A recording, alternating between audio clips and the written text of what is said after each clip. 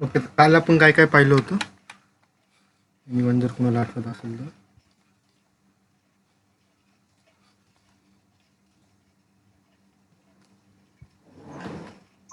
Inline system analysis. Selector CSS म्हणजे काय पाहिलं, बरोबर. त्याबरोबर आपण काही प्रॉपर्टीज पण पाहिलं होत्या सीएसएसच्या, बरोबर आहे. Yes. ओके. तर आजपासून आपण सुरुवात करतोय बूटस्ट्रॅपला. ठीक आहे. सर्वांना कुणाला माहिती बूटस्ट्रॅप म्हणजे काय असतं?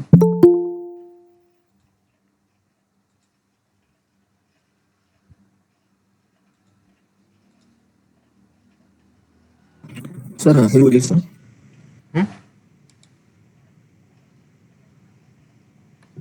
बूटस्ट्रैप में फ्री डिफाइन सीएसएस कोड होता है सर.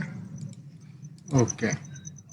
कंपोनेंट्स वगैरह रहते हैं, बटन फॉर्म वगैरह जो Yes. जिसकी सीएसएस ऑलरेडी होती है और हम वो कोड भी use.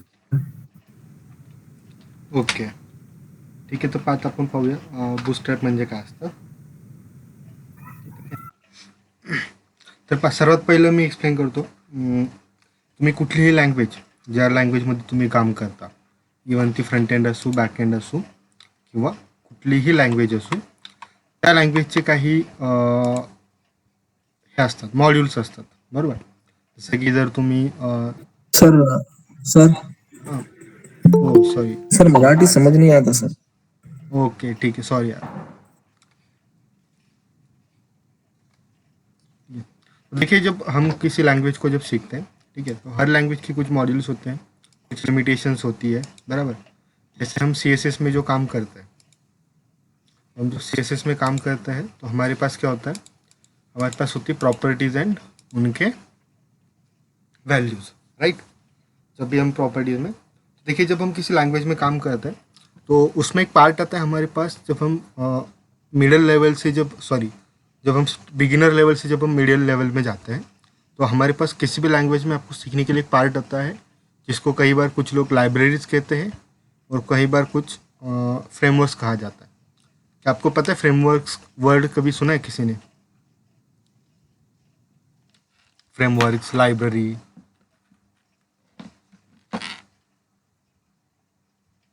Hello. Yes, sir. Okay.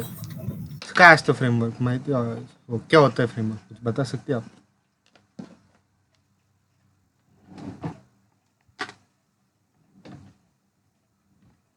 कुछ बता सकते हैं कोई आप में से कोई, फ्रेमवर्क क्या होता है? Just 1 or 2 words something.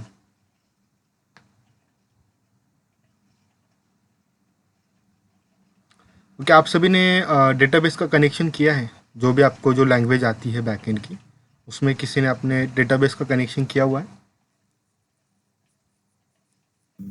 Yes, sir. Okay. आपको कितनी लाइन का कोड लिखना पड़ता है तब जाके आपका डेटाबेस कनेक्शन कंप्लीट होता है?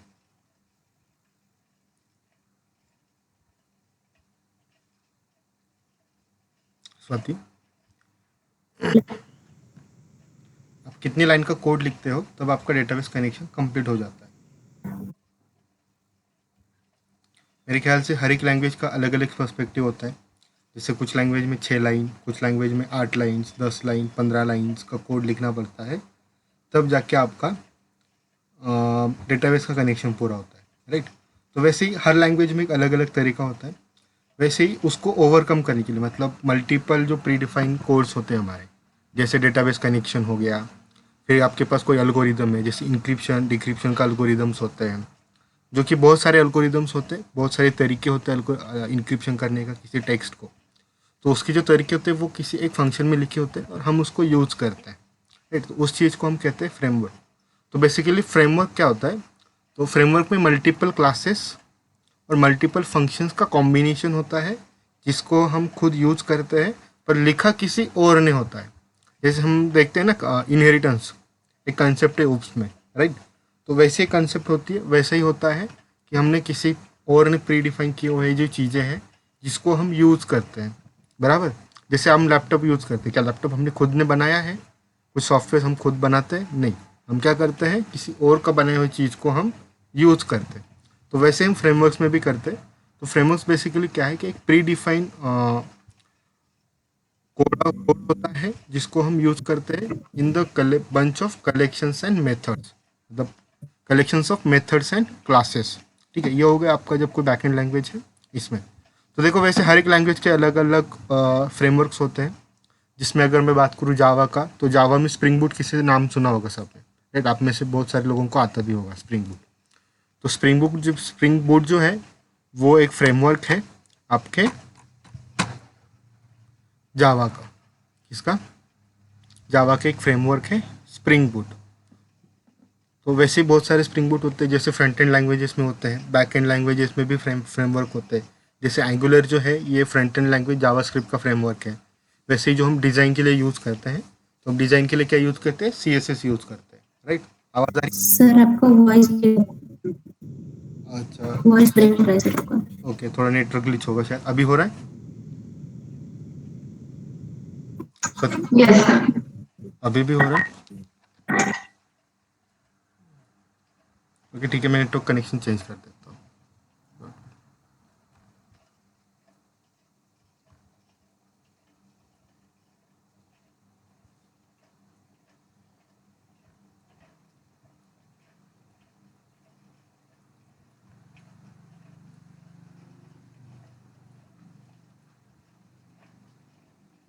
ओके, अभी आवाज़ आ रही है? सबको क्लियर है एकदम, या अभी भी कुछ दिक्कत लग रही है सभी को?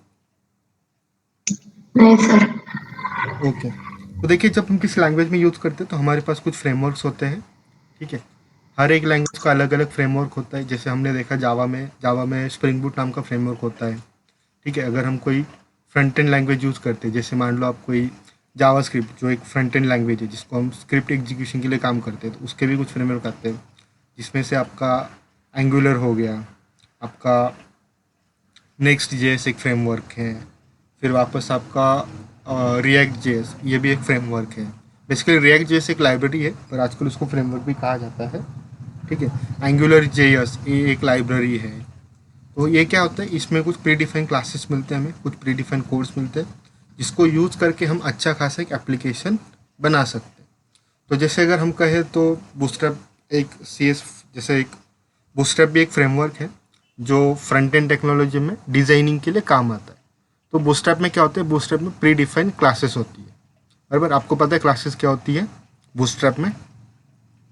कैसे डिफाइन करते हैं हम क्लासेस को? डॉट से डिफाइन करते हो। और एक क्लास को हम मल्टीपल एलिमेंट्स में यूज कर सकते हैं।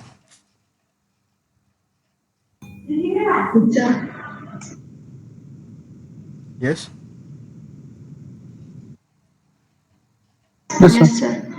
यस, हम और आईडी को कर सकते हैं, हम मल्टीपल एलिमेंट यूज कर सकते हैं आईडी को। नो सर, नहीं कर सकते। No sir. इसीलिए जो जो फ्रंट एंड फ्रेमवर्क जो है, इसे डिजाइनिंग फ्रेमवर्क कहा जाता है। जैसे बूटस्ट्रैप है, टेलविंड है, मटेरियल है, इन सब में क्लासेस का यूज किया जाता है, ना कि CSS का। क्यों? क्योंकि हम जब CSS यूज करते हैं, जब हम क्लासेस यूज करते हैं, तो हम एक सिंगल क्लास को मल्टीपल एलिमेंट में भी यूज कर सकते हैं और मल्टीपल क्लासेस को सिंगल एलिमेंट में भी यूज कर सकते हैं। वैसे हम आईडी को नहीं कर सकते, क्योंकि आईडी जो होती है वो आपकी एक यूनिक वैल्यू होती है उस पेज के दौरान जो आप ये करते हो, गेट करते हो, राइट? मतलब एग्जीक्यूट किया जाता है या डिटर्मिनेशन किया जाता है। तो देखो जैसे हम बूटस्ट्रैप देखें तो बूटस्ट्रैप का एक ऑफिशियल वेबसाइट है जो हम देखते हैं अभी। अगर आप सिर्फ बूटस्ट्रैप सर्च करोगे, ठीक है, तो आपके पास एक वेब पेज खोल के आएगा। ये बूटस्ट्रैप का लोगो है, यहाँ पे बूटस्ट्रैप लिखा हुआ है, देखो, फ्रंट एंड फ्रेमवर्क। तो बूटस्ट्रैप ये तो ओपन सोर्स फ्रेमवर्क है। फ्रेमवर्क भी कई तरीके के होते हैं। एक होता है पेड फ्रेमवर्क, पेड कोर्सेज होते हैं, जैसे पेड कोर्सेज होते हैं ना, जैसे जो हम पैसे दे के खरीदते हैं। तो वैसे ही कोर्स में भी कुछ पेड कोर्स होते हैं। तो बूटस्ट्रैप एक फ्री और ओपन सोर्स कोर्स है, जिसमें आप भी ये कर सकते हो, कोलैबोरेट कर सकते हो, उनको कंट्रीब्यूट कर सकते हो उनको कोड लिखने में, अगर कहीं पे आपको ग्लिच लग रहा है। तो ये जो इनिशलाइज हुआ था, ये 2011 में इनिशलाइज हुआ था। ये बेसिकली यूज़ होता है या वर्क करता है CSS और जावास्क्रिप्ट के। सास और लेस भी एक है जो कंपाइलेशन के लिए यूज़ किया जाता है।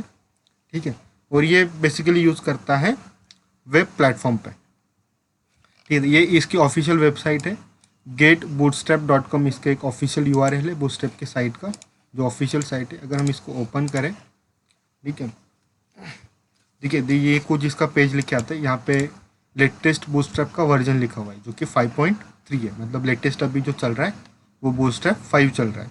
जब मैंने मेरे करियर की स्टार्ट किया था तब मेरे ख्याल से बूटस्ट्रैप 3 चल रहा था, उसके बाद बूटस्ट्रैप 4 आया, बूटस्ट्रैप 4 में भी काफ़ी सारे वर्जन्स आके गए, जो बूटस्ट्रैप 4.6 तक 4 में लास्ट वर्जन था, और अभी बूटस्ट्रैप 5 में 5.3 ये वर्जन चल रहा है। ठीक है, तो देखो इसको इंस्टॉल करने के लिए चीज़ें देखेंगे, यहाँ पे डॉक्यूमेंटेशन दिया हुआ है, इसमें आपके कुछ अगर हम डॉक्यूमेंटेशन में जाके देखेंगे तो यहाँ पे सारे एलिमेंट्स दे के रखें कि किस किस एलिमेंट को क्या क्या यूज़ करते हैं। ठीक है, जैसे आपके पास अलर्ट है, बूटस्ट्रैप है, फॉर्म्स है, और कुछ मॉडल्स वगैरह आते हैं। ठीक है, तो देखो जैसे हमने कल देखा था एक्सटर्नल CSS का यूज़ क्या देखा था हमने, मल्टीपल फाइल्स को स्टाइल अप्लाई करने के लिए एक्सटर्नल फाइल्स मल्टीपल पेजेस को स्टाइल अप्लाई करने के लिए फ्रॉम द सिंगल फाइल, और अगर हमें कोई चेंज करना होगा तो हम एक सिंगल फाइल में चेंज करेंगे और वो मल्टीपल फाइल्स में चेंज होगा, बराबर, मल्टीपल पेजेस में रिफ्लेक्ट होंगे वो चेंजेस, इसलिए हम एक्सटर्नल CSS को यूज़ कर रहे थे, राइट। तो बूटस्ट्रैप को यस CSS के थ्रू ही यूज़ करेंगे हम, इंटरनल या इनलाइन CSS के थ्रू यूज़ नहीं कर सकते, और इंटरनल तो बिल्कुल नहीं, इनलाइन तो होता ही नहीं है बूटस्ट्रैप में, पर इंटरनल भी नहीं यूज़ कर सकते क्योंकि आपको चेंजेस काफ़ी सारे करने पड़ सकता है, राइट। तो देखिए हम पहले देखते हैं, अगर आपके बूटस्ट्रैप जो है ये एक थर्ड पार्टी सोर्स है, राइट, तो मतलब उसको डाउनलोड करना पड़ेगा, आपको प्रीडिफाइन है तो बेसिकली उसको डाउनलोड करना पड़ेगा, right guys. Yes sir. Yes आपको क्या है, उसको डाउनलोड करना पड़ेगा। जैसे आपके पास जो सॉफ्टवेयर है, अभी आपके सिस्टम पे कौन कौन से सॉफ्टवेयर से कुछ लिस्ट बता सकती हो डेवलपमेंट के रिगार्डिंग?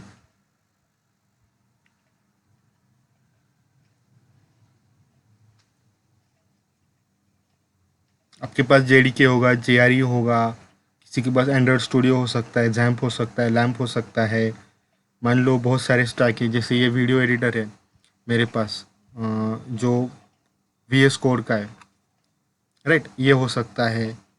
फिर मान लो रिकॉर्डिंग स्टार्ट है, फिर उसके अलावा बहुत सारे और हो सकते हैं, जैसे Notepad++ हो सकता है, राइट। ये सारे सॉफ्टवेयर आपके पास इंस्टॉल्ड है, राइट। पर क्या वो आप खुद ने बनाए हैं? नहीं, आपने क्या किया है, उसको डाउनलोड किया हुआ है, राइट, थर्ड पार्टी एप्लीकेशन से। तो वैसे बूटस्ट्रैप एक थर्ड पार्टी एप्लीकेशन है जिसको हम हमारे सिस्टम में यूज़ करेंगे। तो यूज़ करने के लिए काफ़ी सारे तरीके होते हैं। यहाँ पे अगर हम देखेंगे तो यहाँ पे क्विक स्टार्ट में अगर हम देखते हैं, यहाँ पे डाउनलोड्स में जाके तो 2-3 तरीके से डाउनलोड कर सकते हैं। एक CDN लिंक के थ्रू भी यूज़ कर सकते हैं, ठीक है। एक होता है हम डाउनलोड फोल्डर जो है वो डाउनलोड करके यूज़ कर सकते हैं। तीसरा हमारे ये होता है कि जैसे एक अलग कॉन्सेप्ट है, ठीक है, ये एक सॉफ्टवेयर होता है NPM नाम का, जिसके थ्रू हम इंस्टॉल करते हैं उन पैकेजेस को जो हमारे प्रोजेक्ट में। हेलो सर, आवाज नहीं आ रहा। अच्छा, सभी को नहीं आ रहा है? अरे यार माइक को वर्क। हेलो।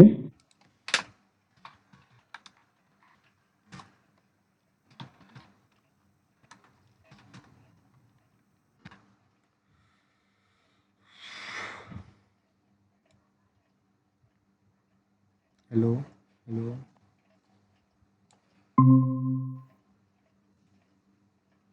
अभी आवाज़ आ रहा है सबको? शायद माइक का कोई इशू हो गया था। Yes sir. Yes sir. Okay, ठीक है। तो हम क्या देख रहे थे, जो हमारे सिस्टम में सॉफ्टवेयर्स होते हैं वो कैसे यूज़ करते हैं, राइट। देखिए एक हम जो बूटस्ट्रैप है वो 3 तरीके से डाउनलोड कर सकते हैं हमारे सिस्टम में, जो भी हमारा कोई ऑनगोइंग प्रोजेक्ट होगा या न्यू प्रोजेक्ट अगर हम कोई बना रहे हैं तो। एक होता है हम डाउनलोड करके भी कर सकते हैं, जिसमें हमारे पास एक zip फाइल डाउनलोड होती है, उसको एक्सट्रैक्ट करके हम यूज़ कर सकते हैं। फिर एक आता है हमारे पास CDN, जो बहुत सारे लोग भी यूज़ करते हैं, डाउनलोड भी करते हैं, इसको भी यूज़ किया जाता है, ठीक है। थर्ड पार्ट होता है हमारे पास पैकेज मैनेजर्स के थ्रू। तो पैकेज मैनेजर्स क्या होता है, एक जैसे हमारे पास सॉफ्टवेयर्स होता है, कोई सॉफ्टवेयर्स होते हैं जैसे, तो उसके थ्रू हम ये पैकेजेस इंस्टॉल करते हैं। जैसे कि NPM एक पैकेज है, इसको कहा जाता है नोड पैकेज मैनेजर। फिर यहाँ पे एक यार्न पैकेज है, फिर रूबी जेम्स है, नीचे कंपोजर होगा, फिर पाइथन का भी कोई पैकेजेस हो गए यहाँ पे। तो हर एक लैंग्वेज के कुछ खुद के पैकेज मैनेजर्स आते हैं। कंपोजर PHP का है जो मुझे ये पता है। यार्न एक नोड जेएस का पैकेज मैनेजर है। जो नोड जो है ये यार्न जो है ये मेरे ख्याल से मैक सिस्टम में यूज़ किया जाता है। जो एप्पल की जो सिस्टम्स आती है मैक OS उसमें यूज़ किया जाता है। NPM हमारे तीनों सिस्टम में चलते हैं, जैसे आपका नोड हो गया, विंडोज़ मैक और मैक तीनों में भी, विंडोज़ उबंटू और मैक तीनों में यूज़ किया जाता है ये। ठीक है, तो इस तरीके से हम देखेंगे। तो फर्स्ट हम देखेंगे डाउनलोड वाला। तो देखिए जैसे मैं डाउनलोड के बटन पर क्लिक करता हूँ हमारे पास एक फोल्डर डाउनलोड होगा, यहाँ पे एक जिप फाइल डाउनलोड होगी। दिख रही है आप सबको एक जिप फाइल डाउनलोड हो चुकी है। Yes sir. ओके, इसको ओपन करता हूँ तो देखते हैं इसमें क्या क्या आता है हमारे पास।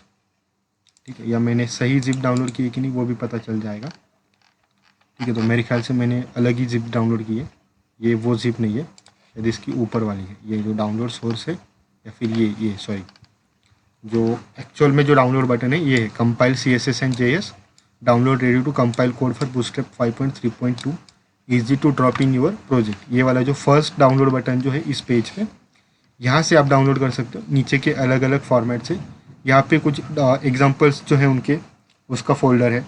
यहाँ पे अगर आप कंट्रीब्यूट करना चाहते हैं, मान लो आप जब बूटस्ट्रैप में कंट्रीब्यूट करना चाहते हैं, उनके कुछ बग्स को फिक्स करना चाहते हो, तो उसके लिए आप ये फोल्डर डाउनलोड कर सकते हैं। और बेसिकली अगर आपको सिर्फ यूज़ करना है तो आप ये फर्स्ट जो है ये यूज़ कर सकते हैं। ठीक है, इसमें ये नहीं है। तो जैसे ही हमारे पास एक ओपन हो गया बूटस्ट्रैप 5.3.2 डिस्ट फोल्डर से नाम आया है।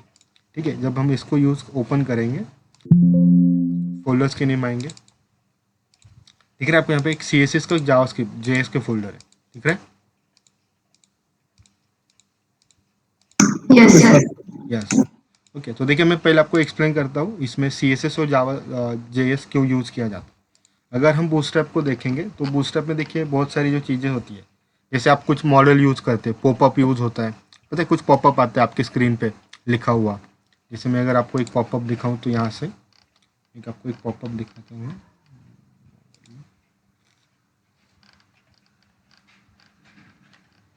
ये देखिए ऐसे ये जो पॉपअप आया, ठीक है, ये डिज़ाइन तो CSS ने किया है। ठीक है, ये जो यहाँ पे प्लेस हुआ, ये बटन, ये विड्थ, ये बॉर्डर वगैरह, ये जो है ये सब CSS ने किया। पर इसका जो बिहेवियर है, जैसे ये क्लोज करने पे हाइड हो जाता है, इस बटन पे क्लिक करने पे वो डिस्प्ले हो जाता है, ये सारी जो चीज़ें होती है ये हम किसके थ्रू हैंडल करते हैं? ये हम करते हैं स्क्रिप्टिंग लैंग्वेज के थ्रू। किसके थ्रू हम हैंडल करते हैं ये सारी चीज़ें? Scripting language. वेब में कौन सी स्क्रिप्टिंग लैंग्वेज होती है? JS। जावास्क्रिप्ट। इसको शॉर्ट फॉर्म में क्या कहते हैं? JS कहते हैं, बराबर। यस। तो इन चीज़ों को हैंडल करने के लिए यहाँ पे हमारे पास JS का फोल्डर है, जावास्क्रिप्ट का फोल्डर है, और CSS का फोल्डर जो हमारे लिए डिज़ाइन के लिए यूज़ होगा ही, हमारे ऑब्वियसली थिंग है, राइट। तो उसके लिए हमारे पास जो है वो CSS का फोल्डर है। अब जैसे मैं इस दो फोल्डर में से एक फोल्डर को ओपन करूँगा तो आपको यहाँ पे बहुत सारी फाइल्स दिखेंगी, दिख रही है? Yes sir. हाँ, पर इसमें से हमारे लिए सिर्फ इम्पोर्टेंट 4 फाइल्स होती है। ठीक है, जिसमें से हम सिर्फ एक यूज़ करेंगे या 2 यूज़ करते हैं। ठीक है, कितने यूज़ करते हैं हम? मैक्स 1 और 2 यूज़ करते हैं। ठीक है, तो पहले तो मैं इनको हाइड कर देता हूँ, मतलब एक्सट्रैक्ट कर देता हूँ। ठीक है, हमारे जो कल का इसमें हम पहले तो इनको इंपोर्ट कर देता हूँ। सबको मेरा VS कोड की स्क्रीन दिख रही है? Yes sir. Yes sir. देखिए मैं यहाँ पे इनको सीधा यहाँ पे मैं कॉपी कर चुका हूँ वहाँ से, तो मैं यहाँ पे भी इनको पेस्ट करता हूँ।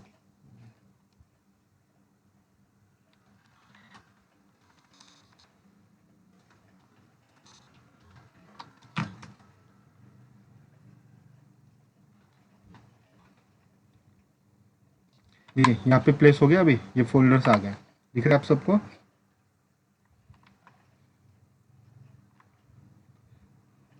गाइस दिख रहा है सबको? सर पेस्ट कैसे करते हैं? फिर से एक बार बताना। अरे कॉपी पेस्ट यार, इसमें क्या बतानी जैसी चीज़ है। देखो यहाँ से मैंने सिर्फ सिलेक्ट ऑल किया, कंट्रोल C किया, यहाँ पे कुछ एक लोडर्स आता है, जिप फाइल से करना है तो वैसे आता है, आप एक्सट्रैक्ट भी कर सकते हैं, यहाँ से एक्सट्रैक्ट करके भी कर सकते हैं। तो सिंपल मैंने अपने फोल्डर के एक्सप्लोरर में गया है और यहाँ पे कंट्रोल भी कर दिया। कॉपी पेस्ट अगर मैं आपको सिखाने लग जाऊंगा तो कैसे होगा? नहीं सर, मुझे लगा कि किसी और ऐप से किया है क्या, नहीं, नहीं इसलिए। कोई और नहीं है, ठीक है। सिंपल है, कॉपी पेस्ट हमेशा सेम चीज़ होती है, ठीक है। कोई भी सिस्टम में वर्क कर लो। हाँ, कीज़ अलग हो सकती है, जैसे हमारे पास विंडो होता है, मैक में हमारे पास कमांड बटन होता है, शायद उनमें कुछ और, उबंटू में भी हमारे पास कुछ अलग सिनेरियोज होते हैं, तो वैसे कुछ अलग हो सकता है, ठीक है। तो क्लिपबोर्ड से कॉपी करने के यही एक तरीका होता है, ठीक है। Hello sir. हाँ और ये HTML का जो कोड होता है उसमें हमने CSS और JS की बूटस्ट्रैप की लिंक कॉपी पेस्ट की तो चलता है ना? हाँ, वो हम तीनों तरीके हम दो तरीके देखेंगे, ठीक है। जो हमने ओके यहाँ सर। पे देखे ना, हमारे पास यहाँ पे कितने तरीके बताए मैंने, एक बताया आपको डाउनलोड करके, दूसरा बताया CDN के थ्रू, और तीसरा बताया हाँ पैकेज के थ्रू। तो मैं अभी पैकेज मैनेजर्स के थ्रू तो नहीं बताऊंगा आपको, ठीक है, पर बाकी के तरीके से बता सकता हूँ। जस्ट अ सेकेंड ना, मुझे ठीक कॉल है आया सर। है, मैं थोड़ा कॉल अटेंड करता हूँ। ओके, आवाज़ आ रही है सबको? यस। ओ, ठीक है। तो हमने क्या कितने तरीके देख रहे थे, हम डॉक्यूमेंटेशन पे कितने तरीके देखे रखे हमारे लिए डाउनलोड करने के लिए?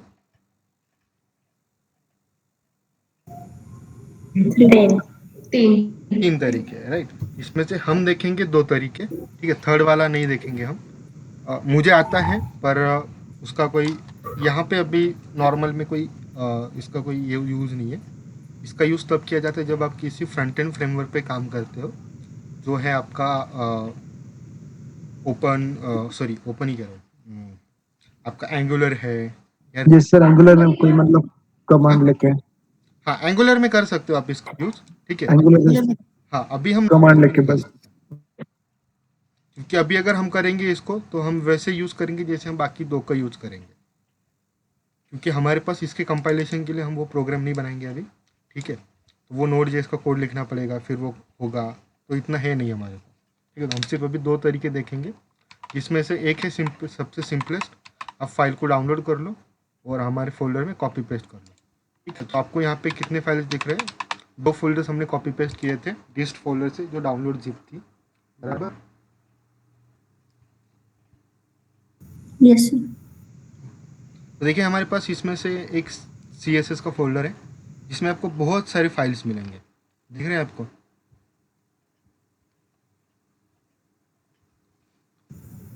देखिए बहुत सारे फाइल्स हैं, पर देखिए हमारे इसमें से हमारे लिए इम्पोर्टेंट होती है सिर्फ 4 फाइल, ठीक है। एक होती है bootstrap.css, दिख रही है सबको ये बीच में?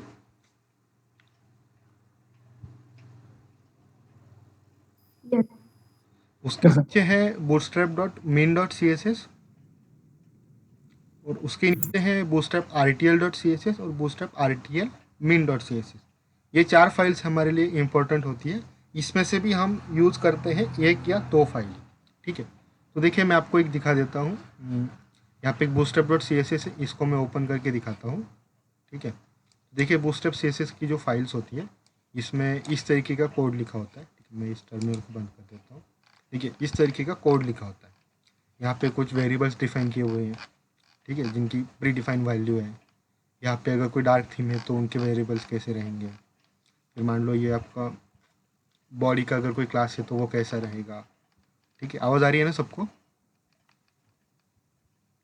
Yes sir. ये देखिए हमारे यस H4, सर। हाँ H4 टैग अगर यूज़ करेंगे तो उसका फॉन्ट साइज़ क्या रहेगा, ठीक है। इस तरीके के ये देखो, यहाँ पे सभी टैग्स को हम अभी प्रॉपर्टीज ऐड कर रहे हैं। नीचे जैसे ही हम जाएंगे तो हमारे लिए क्लासेस भी दिखेंगे, देखो यहाँ पे भी सारे क्लासेस दिख रहे हैं आपको, right. Form floating label, right. इस तरीके का हम देख रहे हैं, बराबर। जैसे इनपुट के आ गए, दिख रहे हैं सबको?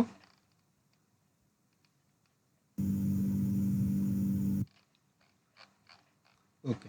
और देखिए मैं एक और फाइल, ये एक है आपकी bootstrap.css, ठीक है, और अभी मैं ओपन करूँगा bootstrap main.css। तो दोनों में डिफरेंस क्या है, जस्ट एक देख के बताना, ठीक है, आपको क्या डिफरेंस नज़र आता है, ठीक है। मैं यहाँ पे करता हूँ, इसको ओपन करता हूँ, ठीक है। बताइए अभी मुझे इसमें क्या क्या आपको डिफरेंस लग रहा है? जो बूटस्ट्रैप CSS में था और बूटस्ट्रैप min.css में, दोनों में क्या डिफरेंस है? ये ह्यूमन रीड नहीं कर सकता सर। ये ह्यूमन रीडेबल नहीं है। और अगर आप देखोगे तो दोनों में कोड सेम ही है, ठीक है। बस ये है कि ये जो फाइल है इसका जो मीन है, ये जो वर्ड है ना मीन, इसका लॉन्ग फॉर्म होता है मिनीफाइड वर्जन। क्या कहते हैं इसको हम? Minified version. तो मिनीफाइड वर्जन किसको कहते हैं? किसी चीज़ का अगर हम जब मिनीफाई करते हैं, कॉम्प्रेस करते हैं, तो उसको क्या कहेंगे हम? मिनीफाइड कहते हैं, राइट।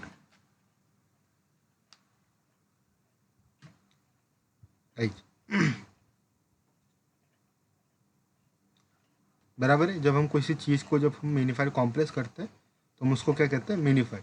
तो बूटस्ट्रैप CSS और बूटस्ट्रैप मीट, ये दोनों फाइलें सेम ही हैं, बस एक में स्पेसेस हैं, इंटर्स हैं, मतलब एक वेल मैनेजेबल कोड लिखा है जो ह्यूमन रीडेबल है, जो हम रीड कर सकते हैं।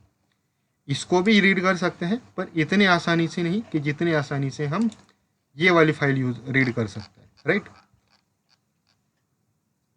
बराबर है गाइड? Yes sir.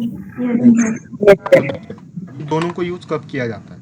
ठीक है, जब हम कोई हमारे लोकल सिस्टम पे जब हम काम करते हैं तो बेसिकली कहा जाता है, जो हमारे जो इथिक्स होते हैं जब हम डेवलपमेंट करते हैं तब कहते हैं हम, या मैं कहता हूँ मेरे डेवलपर्स को, जो भी मेरे साथ मेरे अंडर काम करते हैं उनको कहता हूँ मैं हमेशा, कि जब आप लोकल पे काम करते हो तो आप हमेशा इन फाइल्स का यूज़ करो, ठीक है, जो कि मिनीफाइड नहीं है, जिसमें एक सुटेबल कोड लिखा हुआ है। पर जब आप कोड प्रोडक्शन पे, जब मतलब सर्वर पे डाल रहे हो, जब हम क्लाइंट को कोड दे रहे हो, तो आप हमेशा उसको कॉम्प्रेस कर दो। क्या कर दो? कॉम्प्रेस कर दो, उसको मॉडिफाइड कर दो या चेंज कर दो उसको एज अ मिनीफाइड वर्जन्स में। क्यों ऐसा क्यों कहता हूँ मैं? तो देखो मैं बताता हूँ आपको। ये दोनों फाइल्स हम एक्सप्लोर में देखेंगे, ठीक है। अगर यहाँ पे देखेंगे तो ये देखिए, ये एक फाइल है और ये एक फाइल है, दिख रही है सबको? यहाँ पे देखिए 275 KB है, 275 KB, और मिनीफाइड CSS की बात करेंगे वो है 228 KB, मतलब पूरे 50 KB का डिफरेंस है इनमें, राइट।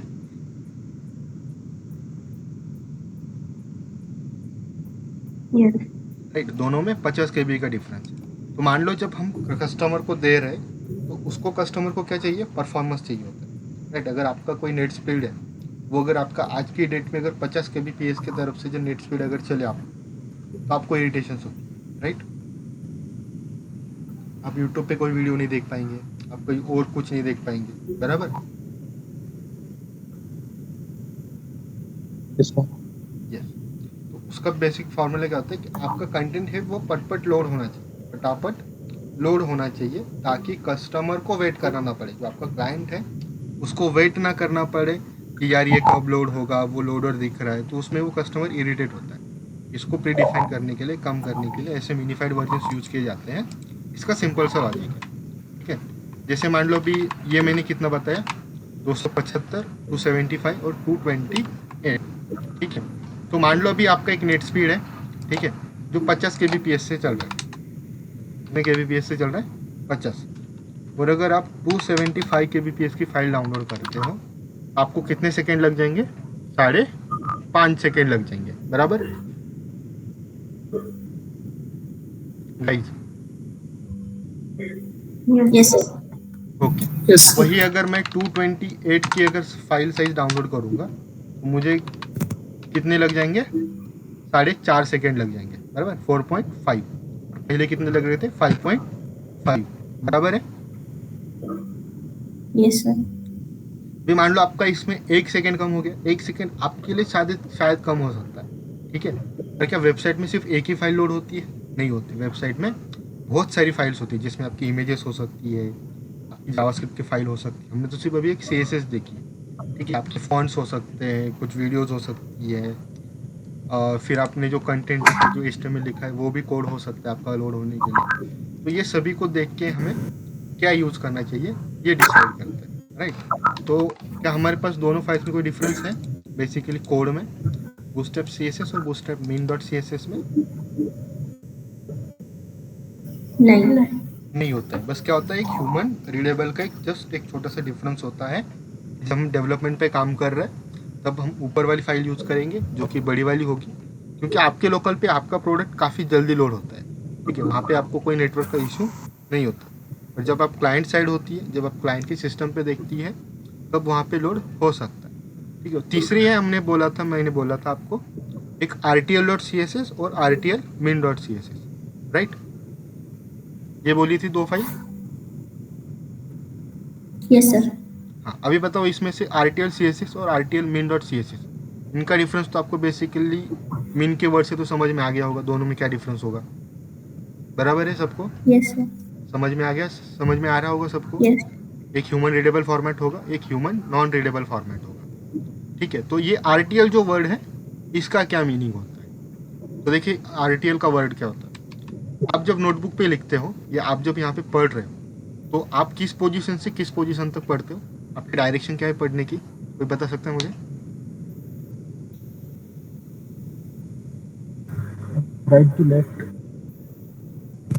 Left to right. हम किस पोजीशन में पढ़ते हैं, लेफ्ट टू राइट। दुनिया में इस वर्ल्ड में जितने भी लैंग्वेजेस है, उसमें से 95% के आसपास की जो लैंग्वेजेस है, 95 या 98, वो लेफ्ट टू राइट ही पढ़ती है, बराबर।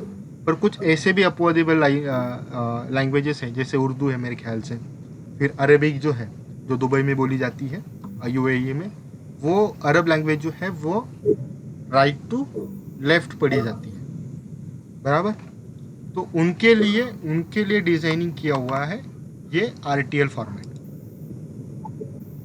समझ रहे हैं? मतलब जैसे ये आपका जो अभी इस साइड जो लोगो दिख रहा है, अगर हम वो फाइल यूज़ करेंगे तो आपका लोगो इस साइड दिखेगा, ठीक है। ये जो यहाँ पे ये बटन दिख रहा है लाइट डार्क ऑटो वाला, ये इस साइड दिखेगा, ठीक है। ये वर्जन्स का ये इस साइड दिखेगा अगर हम RTL यूज़ करते हैं तो, ठीक है। इसका अगर बेस्ट एग्जांपल देखना चाहेंगे तो RTL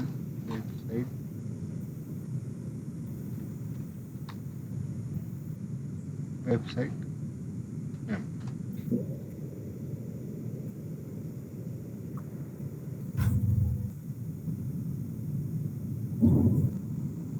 देखिए, एक छोटा सा हम टेम्पलेट देखते हैं, ठीक है, जस्ट एक और आपको समझ में आ जाए इसलिए, ठीक है।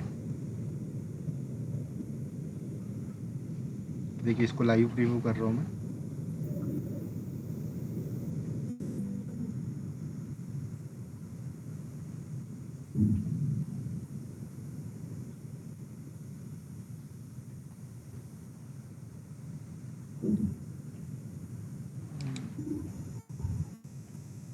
यहाँ पे कहीं पे तो होना चाहिए, RTL के लिए कोई पेज होना चाहिए।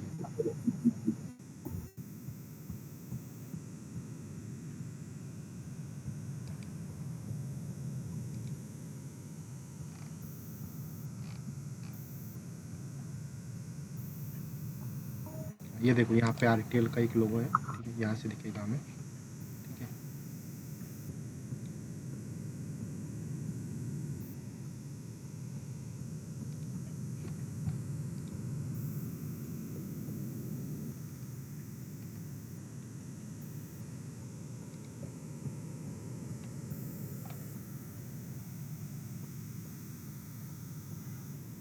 ये देखो ये अरेबिक वेबसाइट है,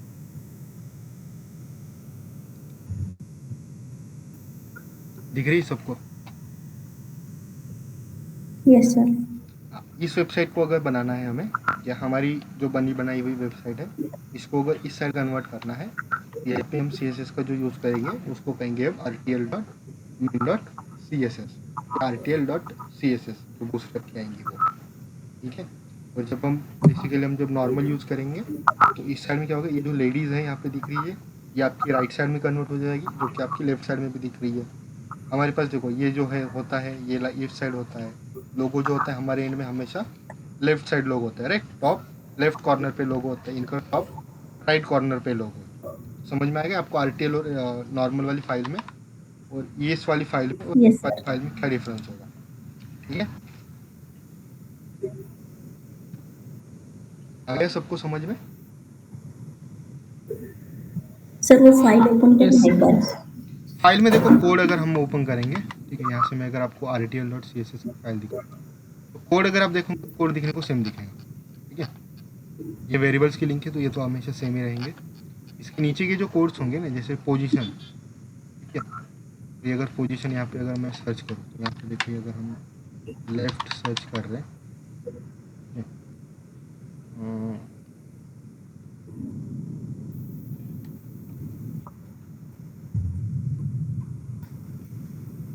मतलब बहुत सारी ये ऐसे चेंजेस होते हैं, जैसे यहाँ पे लेफ्ट है तो वहाँ पे शायद राइट हो सकता है, ठीक है, ऐसे प्रॉपर्टीज में चेंज होते हैं, ठीक है।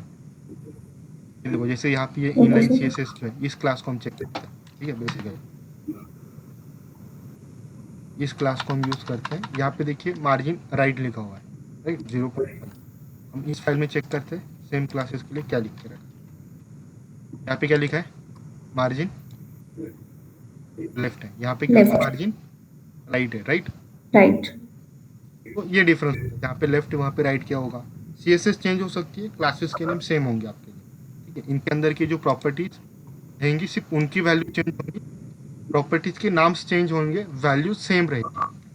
अब लेफ्ट की जगह पे राइट आएगा, टॉप लेफ्ट की जगह पे टॉप राइट आएगा, ठीक है, बॉटम लेफ्ट की जगह पे बॉटम राइट आएगा, ऐसे चेंजेस होंगे बस, ठीक है।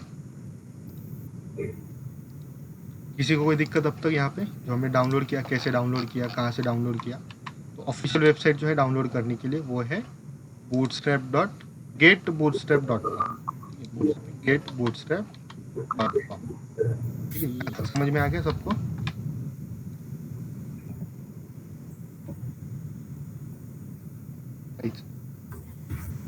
Yes sir. यहाँ तक आपको समझ में आ गया? Yes sir. ओके। अभी देखिए हम इसको यूज़ कैसे करेंगे। जैसे कल हमने एक एक्सटर्नल CSS का यूज़ किया था, जानते होंगे आप सभी, यहाँ पे हमने style.css लगाई थी, राइट। तो उस तरीके से ही हम इसे भी लगाएंगे, ठीक है। तो बेसिकली हम यहाँ पे इस style.css को हटा के हम सिर्फ CSS, तो देखिए style.css को हमने यहाँ पे ऐसे लगा था, ठीक। अभी इसके पाथ लिखने के काफ़ी सारी तरीके होते हैं, ठीक है। जो आपका इमेज हो, कोई वीडियो हो, कोई CSS हो, Please plug in your charger. JavaScript की फाइल हो, सब में लिखने का तरीका अलग अलग होता है। हम 3 तरीके के फाइल को लिखते हैं, ठीक है। तो देखिए हमारे पास जो URLs होते हैं वो 3 तरीके के URLs होते हैं। ये जो URL हमने यहाँ पे लिखा है, जो भी हमारे पास है, इसको हम कहते हैं नेस्टेड URL। क्या कहते हैं हम इसको? नेस्टेड URL, जो यूज़ होता है करंट आपकी जो फाइल्स हैं, ये फाइल्स, उसके हिसाब से पाथ लिखा जाता है, ठीक है। एक होता है आपके पास फुल URL, ठीक है। क्या होता है एक आपके पास फुल URL। तो फुल URL कैसे बनेगा? तो देखिए हम यहाँ पे कल जो हमने सर्वर स्टार्ट किया था, मैं वो सर्वर स्टार्ट करता हूँ।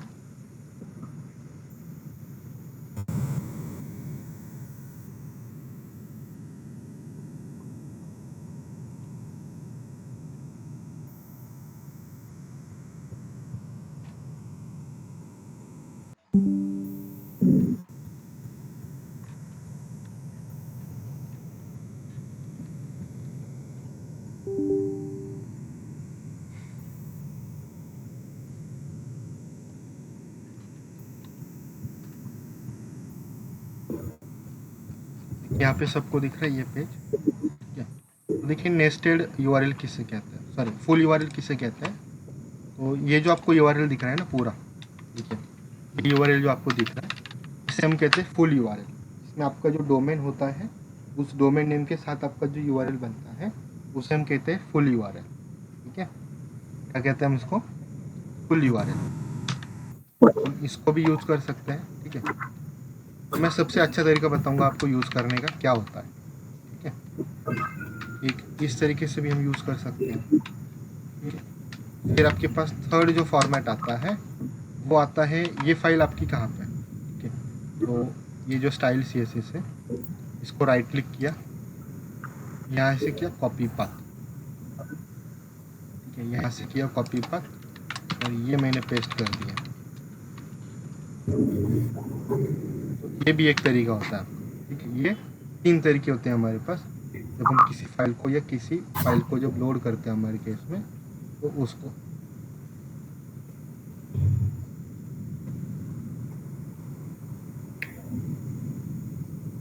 इस यूआरएल को क्या कहते हैं सर? इसको थर्ड वाले को, हाँ, थर्ड वाला यूज़ नहीं करते हम, ठीक है, पर जस्ट एक ऐसे भी लिखते हैं, जस्ट एक टाइप कह रहा हूँ मैं आपसे। एक होता है हमारे पास फुल यूआरएल जिसको एक नेस्टेड यूआरएल कहते हैं, और ये भी एक होता है जब तो तब, पर ये कभी भी यूज़ मत करना, ठीक है। ये जो होता है ना इस तरीके का, ये कभी भी यूज़ मत करना, तो क्योंकि इसका जो फॉर्मेट होता है वो हमेशा रॉन्ग होता है, क्योंकि ये सिर्फ आपकी सिस्टम पे वर्क करेगा। जब आप किसी और को वो फोल्डर दोगे तो उसके सिस्टम पे तो वो डालेगा, ये CSS का फोल्डर जहाँ पे डालेगा वो तो आप कह नहीं सकते ना वो कहाँ पे डालेगा, बराबर यस सर। बराबर, वो कहाँ पे डालेगा ये तो हम कह नहीं सकते, तो ये कभी भी यूज़ नहीं करना, ठीक है। हमेशा जो यूज़ किया जाता है ये ये एक तरीका यूज़ किया जाता है और एक दूसरा तरीका यूज़ किया जाता है। बेसिकली इसमें भी मैं कहूँगा आप ये तरीका भी मत यूज़ करो, आप सिर्फ ये तरीका यूज़ करो, ठीक है। क्योंकि इसमें भी क्या होता है, आप यहाँ पे मान लो मैंने लोकल होस्ट और CSS, ठीक है। ये क्यों लिखा मैंने ऐसा, तो मेरा यहाँ पे ये मेरा जो लारेगा उनके अंदर जो www डायरेक्टरी है मेरी, ठीक है, इसके अंदर मेरा CSS का फोल्डर, तो जो लोकल होस्ट है वो मेरा पॉइंट करता है सिर्फ इस डायरेक्टरी, ये www वाली डायरेक्टरी, ठीक है। उसके आगे मेरा कौन सा फोल्डर है, CSS, यहाँ पे CSS का फोल्डर, उसके अंदर कौन सी फाइल है मेरी, style.css। बेसिकली अभी मेरे लिए जो मेरा पेरेंट फोल्डर है वो ये पाथ है, बराबर। अभी मेरे लिए पेरेंट फोल्डर कौन सा है, ये पाथ है, बराबर, लोकल होस्ट /CSS, बराबर है। Yes sir. हाँ, और मानो ये कि अगर मैं किसी और सिस्टम में डालूंगा तो क्या ये चलेगा, यही पाथ अगर मैं अपने मोबाइल में डालूंगा, ठीक है, इस पाथ अगर मैं अपने मोबाइल में डालूंगा तो क्या मुझे ये आउटपुट मिलेगा, आ गया, ये आउटपुट मिलेगा मुझे जो आपको यहाँ पे दिख रहा है, नहीं। नहीं मिलेगा, राइट।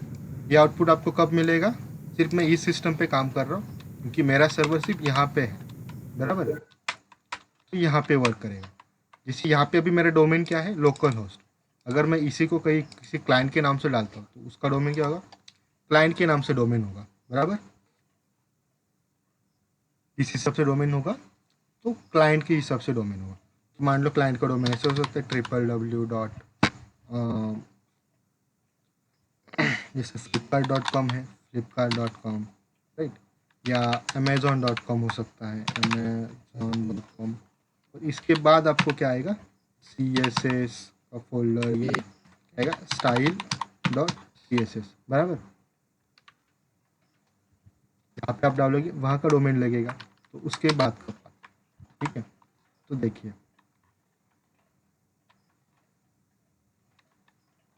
तो हम कौन सा यूज़ करेंगे, हम हमेशा यूज़ करेंगे ये वाला फोल्डर, ये वाला जो है सिस्टम, ये यूज़ करेंगे, ठीक है। कौन सा यूज़ करेंगे, हम हमेशा ये वाला यूज़ करेंगे, ठीक है। हाँ, अगर हमारे पास कोई थर्ड पार्टी का URL है, ठीक है, जैसे हम जब CDN यूज़ करेंगे तब बताएंगे हम कि कौन सा यूज़ करें, तब कैसे यूज़ करें। तो जब हमारे पास कोई डाउनलोडेड हमारे फोल्डर में ही है तो हम इस तरीके से यूज़ करेंगे, ठीक है। देख रहे हैं सबको, ये इस तरीके से। जैसे अभी हमने मान लो यहाँ पे क्या आएगा, फिर हमारे यहाँ पे आएगा, अभी देखो हमारे पास कौन सी फाइल है, ये फाइल का नाम क्या है हमारे पास, गाइस, ये फाइल का नाम क्या है, index.html। ओके। अभी हमें कौन सी फाइल डालनी है हमारे इसमें, अभी हमें डालनी है बूटस्ट्रैप की CSS फाइल, बराबर। तो अभी मुझे बताओ, जब index.html मुझे यहाँ पे दिख रहा है, ठीक है, तो index.html मेरा कहाँ पे, यहाँ पे। तो अगर मुझे मान लो CSS फोल्डर के अंदर की फाइल एक्सेस करनी है, बराबर, हमारी फाइल कहाँ पे है, CSS के फोल्डर के अंदर है, तो मान लो मैं यहाँ पे सिर्फ लिखूंगा बूटस्ट्रैप, क्या मेरा काम करेगा, क्या लगता है आपको, सिर्फ ऐसे लिखूंगा तो क्या मेरा कोड वर्क करेगा,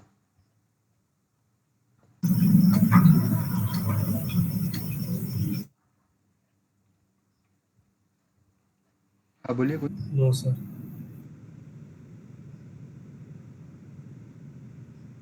करेगा वर्क, नहीं करेगा। नहीं करेगा, राइट। क्यों नहीं करेगा, क्योंकि ये जो फाइल है इसका जो क्या कहते हैं उसके जो नेबर्स है, इसको हम क्या कहेंगे, नेबर्स कहेंगे, राइट। इसके नेबर्स में या इसके साथ वाली जो फाइल्स है इसमें कहीं पे भी इस फाइल का जिक्र है ही नहीं, ये फाइल का नाम है ही नहीं, ये फाइल कहीं है ही नहीं उसके आसपास में। ये कहाँ पे है, इसके एक जो नेबर, इसका एक जो नेबर है उसके चाइल्ड है।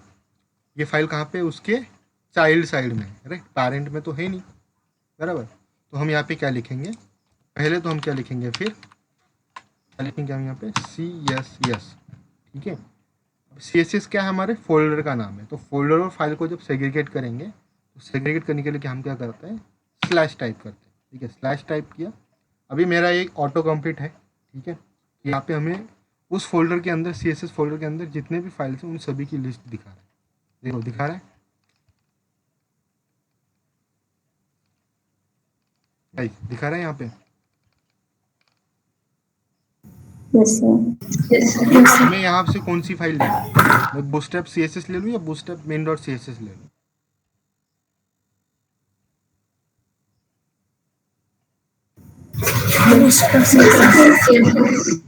ओके, और main.css लूँगा तो कोई फर्क पड़ेगा?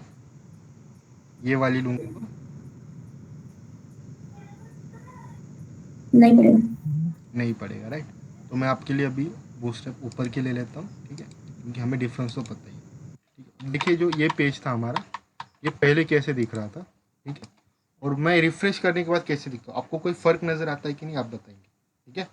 मैं नहीं कहूँगा आपसे, आप बताएंगे मुझे कोई फ़र्क नज़र आता है क्या, ठीक है। 1 2 3 कोई फ़र्क नज़र आया आपको? CSS गायब हो गई। देखिए ये जो पहला वर्ड था आपका, ठीक है, यहाँ से कुछ स्पेस था पहले, ठीक है, वो हट के अभी ये क्या पे आ गया, लेफ्ट में आ गया, बराबर। इसके कुछ बॉर्डर्स थे वो चले गए, बराबर।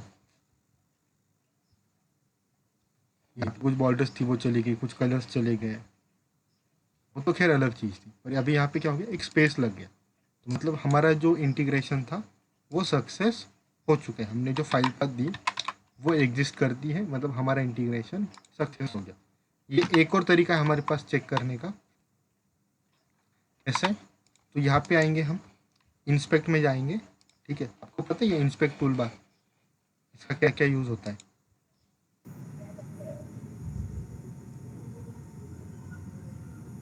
सरस्वती, सर कोड देख सकते हैं उसमें बैकएंड पे। इसमें हम क्या देख सकते हैं, यहाँ पे कोड देख सकते हैं, कौन सा एलिमेंट है, किस एलिमेंट की रन टाइम पे यहाँ पे कौन सा क्या चेंज हुआ है, ये हम यहाँ पे देख सकते हैं, ठीक है। कंसोल में हम देख सकते हैं कोई हमारे लिए कोई जावास्क्रिप्ट का कोई एरर तो नहीं आया है, ठीक है।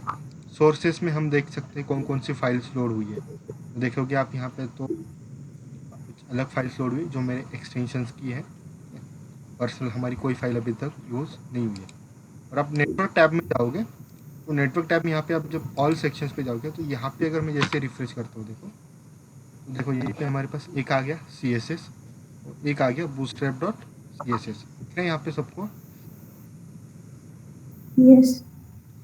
तो देखिए ये दोनों का जो स्टेटस कोड है वो 200 आया। 200 मतलब क्या होता है, हमारे पास जब हम 200 हमारे पास कोई स्टेटस कोड आता है तो उसको हम कहते हैं सक्सेसफुल। क्या कहते हैं उसको हम, सक्सेसफुल। इसके अलावा अगर कोई आता है तो उसको हम क्या कहते हैं, फेल स्टेटस कहा जाता है। इसके भी कुछ टाइप्स होते हैं, वो खैर हम नहीं देखेंगे अभी। देखिए अभी यहाँ पे दोनों के लिए ESS आ गया। ये ऊपर वाला जो CSS है ये है हमारा ये URL, ठीक है। तो ये मिला तभी हमको ये मिला, बराबर। और ये फाइल जो हमने पाथ दिया था वो सक्सेस हो गया, वो फाइल पाथ मिला, इसलिए ये क्या हुआ, सक्सेस हुआ। इससे भी मैं यहाँ पे कुछ चेंज करता हूँ, फाइल नेम में bootstrap 1 करता हूँ और रिफ्रेश करता हूँ, ठीक है। देखिए यहाँ पे भी 404 आ गया, दिख रहा है सबको? यस। ये क्या कह रहा है, नीचे देखोगे आप जो पॉपअप आया है छोटा सा, उसमें क्या दिख रहा है, 404 नॉट फाउंड, यस सर। बराबर। मतलब वो URL हमें पास ही फाउंड ही नहीं हुआ, वो फाइल एग्जिस्ट ही नहीं करती है। तो आप इस तरीके से भी चेक करते हैं कि आपकी फाइल लगी है या नहीं लगी है, वो आपने जो लिखा है वो एग्जीक्यूट हुआ है सही से या नहीं हुआ है, ठीक है। तो इस तरीके से हमारा कोड यहाँ पे एग्जीक्यूट हुआ है। हमने कुछ चेंजेस देखे, जैसे अगर मान लो यहाँ पे देखो, अभी छोटा सा यहाँ पे देखो लेफ्ट साइड में आपको कुछ स्पेसेस दिख रहे होंगे, राइट। यहाँ पे मेरा पूरा माउस बैठ रहा है, बराबर। ये देखो ये W के बीच में मेरा पूरा माउस बैठ रहा है, बराबर है। Yes sir. और जैसे मैं इसका स्पेलिंग ठीक किया हूँ मैं, और जब मैं यहाँ पे रिफ्रेश करूँगा तो देखो मेरा माउस बैठता है, बैठा मेरा माउस, नहीं। नहीं। और आप देखोगे तो कुछ Yes, फॉन्ट no, sir. का भी चेंज हुआ है थोड़ा सा, मतलब जो फॉन्ट स्टाइल थी वो भी थोड़ी चेंज हुई, जो फॉन्ट स्टाइल मतलब जो फॉन्ट का नेम था वो भी थोड़ा चेंज हुआ है पहले से। दिख रहा है सबको? Yes, ये sir. तो इसका मतलब है हमारा ये लग चुका है। क्या लग चुका है? हमारा बूटस्ट्रैप का फाइल लग चुका है। अब वैसे ही हम CSS के भी फोल्डर है हमारे पास, तो सेम CSS में भी हमारे साथ बहुत सारे फोल्डर्स हैं। वही बताओ इसमें से हमारे यूज़ का कौन सी फाइल हो, इसमें से हम किस फाइल को यूज़ करें? Bootstrap.js. ओके। और अगर मैं कहूँगा इसको नहीं यूज़ करें, कोई और यूज़ करें, और कौन सी यूज़ कर सकते हैं? Bootstrap.main.js. राइट। ये दो फाइल हमारे लिए फिर नीचे आ जाती है। इनके थ्रू हम क्या कर सकते हैं? हम मॉडल्स वगैरह जो है, जो पॉपअप्स आते हैं, कुछ एनिमेशंस होते हैं, उनको जो हैंडल किया जाता है वो इन फाइल्स के थ्रू किया जाता है। अभी सिर्फ मैं आपको इंक्लूड करके दिखाऊंगा, इसका एक्चुअल वर्क जो है वो हमारे आने वाले सेशंस में हम देखेंगे। ठीक है, तो देखिए इसको इंक्लूड करने के लिए क्या है, हमने स्टाइल को जब यूज़ करना था इसको, तब हमने क्या लिखा था? लिंक टैग लिखा था, बराबर। जब हमें CSS को फाइल को लिंक करना था तब हमने क्या लिखा था? लिंक लिखा था, बराबर। Link tag. लिंक टैग का यूज़ किया था। अब जैसे हम जब ये लिखना है तो हम किस फाइल का यूज़ करेंगे, सॉरी किस टैग का यूज़ करेंगे? तो हम यहाँ पे यूज़ करेंगे स्क्रिप्ट टैग। यहाँ पे देखोगे स्क्रिप्ट टैग के यहाँ पे SRC नाम से एक मॉड्यूल आता है, SRC एट्रीब्यूट आता है, यहाँ पे href आता है, इसी यहाँ पे क्या आता है? SRC नाम का एट्रीब्यूट आता है। तो इसमें हम दे सकते हैं js/bootstrap.js, ठीक है। और मैं यहाँ पे फिर वापस हम यहाँ पे आते हैं और रिफ्रेश करके देखते हैं, ठीक है। तो वो फाइल मिली हमारे लिए, तो यहाँ पे आ गया bootstrap.js भी 200 पे आ गया। Yes, sir. तब ये दोनों हमारे लिए सही से चली है, बराबर। Yes. ओके, ये भी इंट्रोड्यूस हुई है, पर इसका आपको कोई फॉर्मेट दिखेगा नहीं। क्यों नहीं दिखेगा? क्योंकि हम किसी एलिमेंट को हमने आज तक यूज किया ही नहीं है कि जो उस जावास्क्रिप्ट के अगेंस्ट बिहेव करता है, उसको जब एग्जीक्यूट होने में जावास्क्रिप्ट का यूज़ होता है। ऐसा कोई भी हमने यहाँ पे एलिमेंट अभी तक यूज़ नहीं किया, या कोई भी हमने अभी तक यहाँ से कोड नहीं लिखा, तो इसलिए हमें इसका कोई बिहेवियर समझ में नहीं आएगा। पर ये ऐड करने पे आपको इसका बिहेवियर समझ में आ गया होगा, राइट? आ गया था ना? bootstrap.css ऐड करने पे हमारे पेजेस में क्या चेंजेस हुए थे?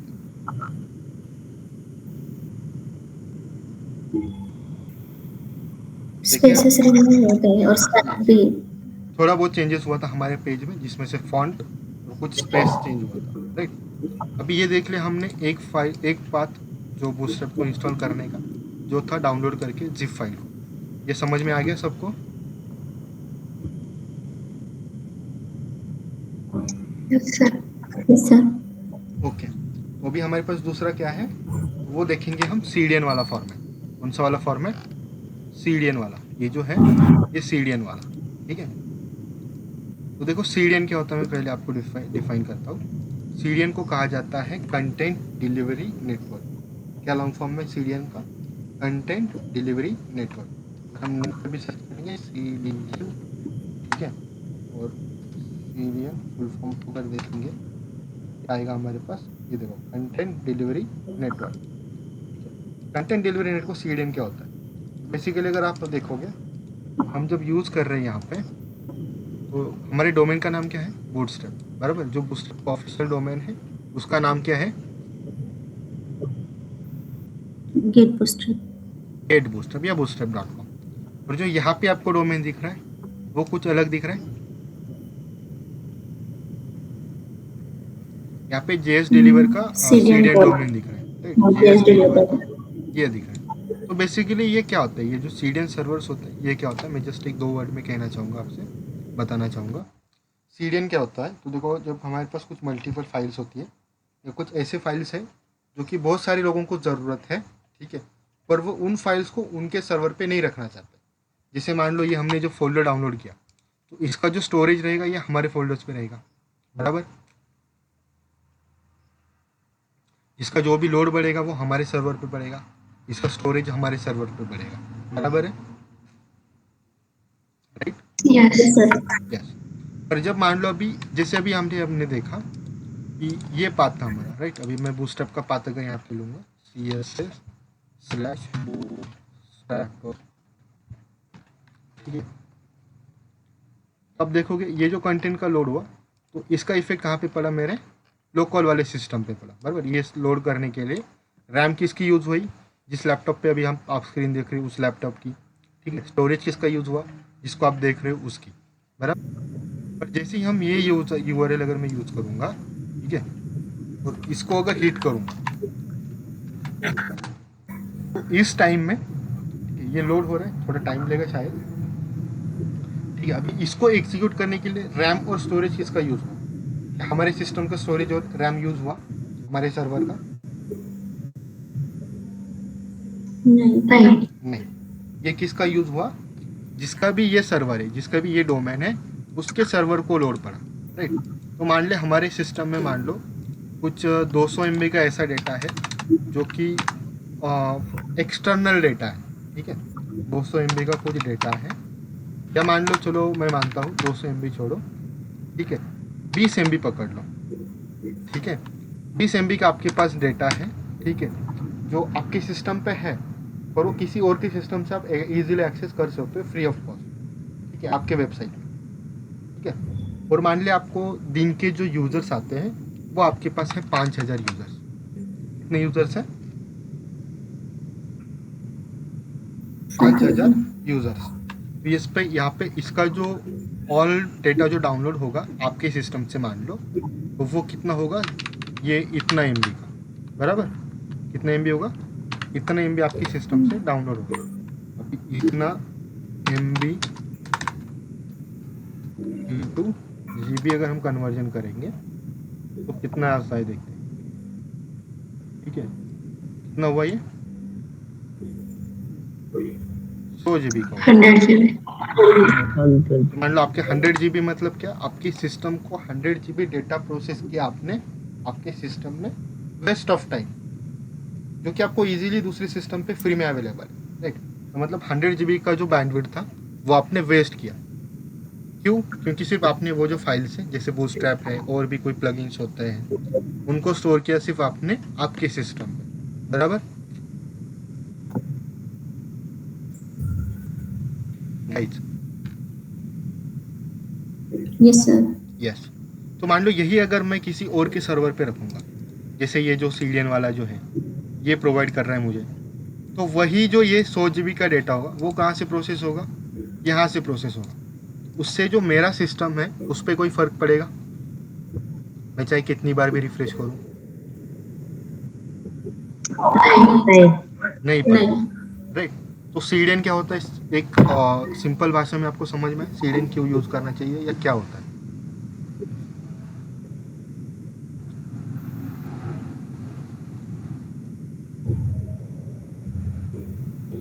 गाइस समझ में आया,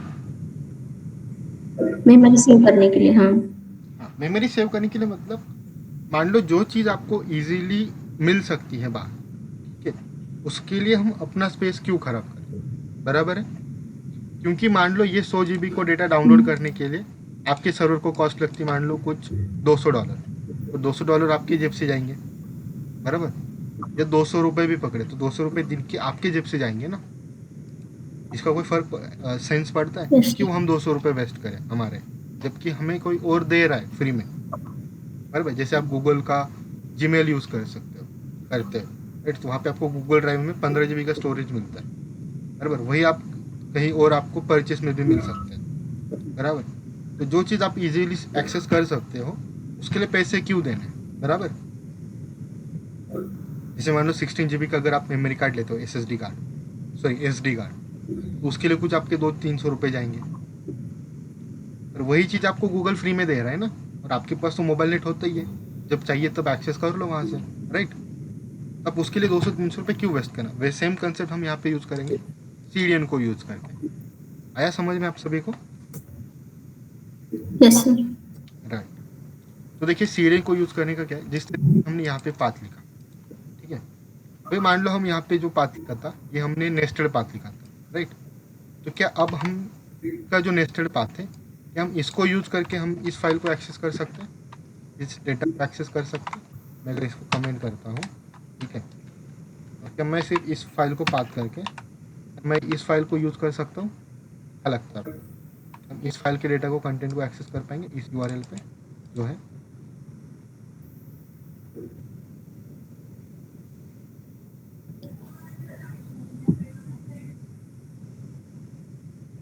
गाइस, सर कौन से फाइल से कौन सा एक्सेस करना है?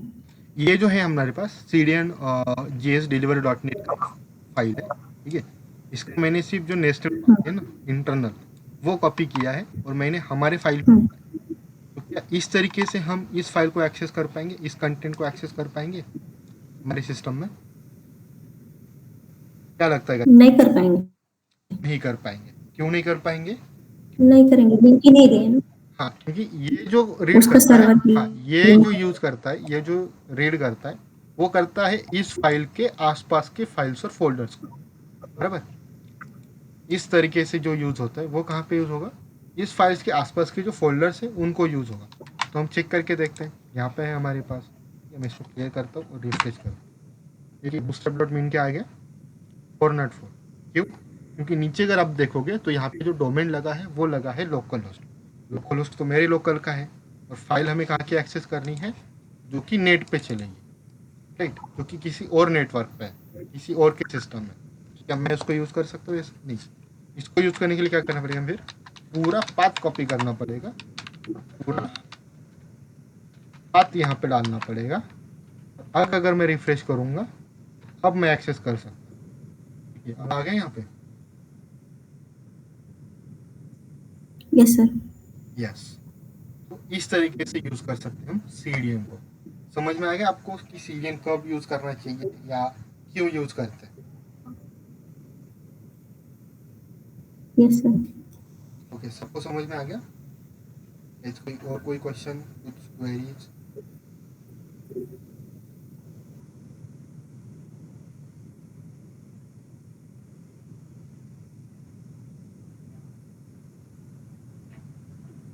एनीथिंग, कुछ गाइस?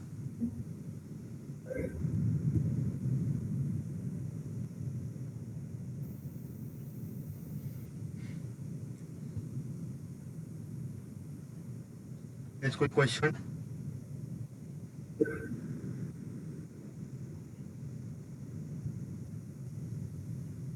Just answer me. देखो, मुझे 2 वे कम्युनिकेशन चाहिए, ठीक है। बस सिर्फ 2-3 लोग ही बोले मुझे मंजूर नहीं है।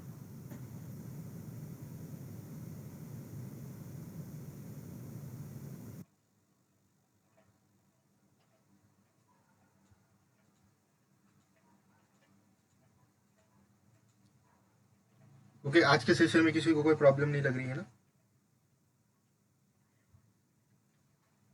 No sir. No sir. No sir. समझ में आ रहा है सब? स्पीड वगैरह जो